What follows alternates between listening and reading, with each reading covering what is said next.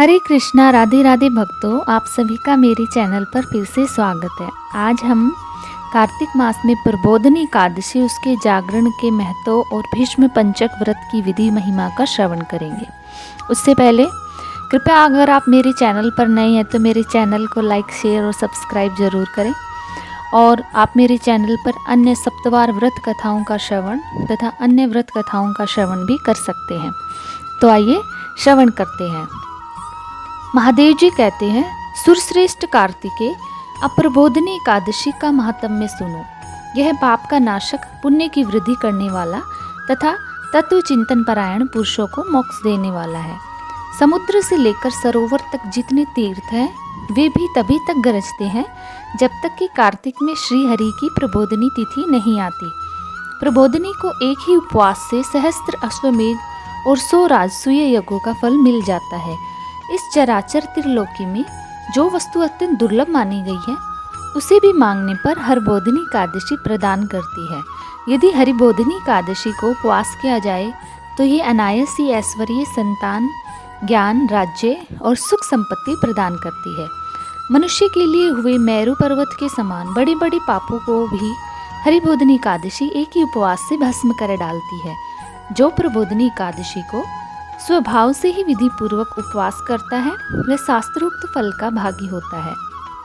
प्रबोधनी एकादशी को रात्रि में जागरण करने से पहले के हजारों जन्मों की हुई पाप राशि रुई के ढेर की भांति भस्म हो जाती है। रात्रि में जागरण करते समय भगवत संबंधी गीत, वाद्य, नृत्य और पुराणों के पाठ की भी व्यवस्था करनी चाहिए। धूप, दीप, नैवेद्य, पुष्प, गंध, चंदन, फल और अर्घ्य आदि से भगवान की पूजा करनी चाहिए। मन में श्रद्धा रखकर दान देना और इंद्रियों को संयम में रखना चाहिए। सत्य भाषण, निद्रा का अभाव, प्रसन्नता, शुभ कर्म में प्रवृत्ति, मन में आश्चर्य और उत्साह, आलस्य आदि का त्याग, भगवान की परिक्रमा तथा नमस्कार, इन बातों का यत्नपूर्वक पालन करना चाहिए। महाभाग, प्रत्येक पहर में उत्साह और उमंग के साथ भक्तिपूर्वक भगवान की आरती उतारनी चाहिए। जो पुरुष भगवान के समीप एकाग्रचित होकर उपयुक्त गुणों से युक्त जागरण करता है वह पुनः इस पृथ्वी पर जन्म नहीं लेता। जो धन की कृपणता छोड़कर इस प्रकार भक्ति भाव से एकादशी को जागरण करता है वह परमात्मा में लीन हो जाता है। जो कार्तिक में पुरुष सूक्त के द्वारा प्रतिदिन श्री हरि का पूजन करता है उसके करोड़ों वर्षों तक भगवान की पूजा संपन्न हो जाती है। जो मनुष्य 5 रात्र में बताई गई यथार्थ विधि के अनुसार कार्तिक में भगवान का पूजन करता है वह मोक्ष का भागी होता है। जो कार्तिक में ओम नमो नारायण इस मंत्र के द्वारा श्री हरि की अर्चना करता है वह नरक के दुखों से छुटकारा पाकर अनायास पद को प्राप्त होता है। जो कार्तिक में श्री विष्णु सहस्त्र नाम तथा गजेंद्र मोक्ष का पाठ करता है उसका पुनर्जन्म नहीं होता। उसके कुल में जो सैकड़ों हजारों पुरुष उत्पन्न हो चुके हैं वे सभी श्री विष्णु धाम को प्राप्त होते हैं। अतः एकादशी को एकाग्रचित जागरण अवश्य करना चाहिए।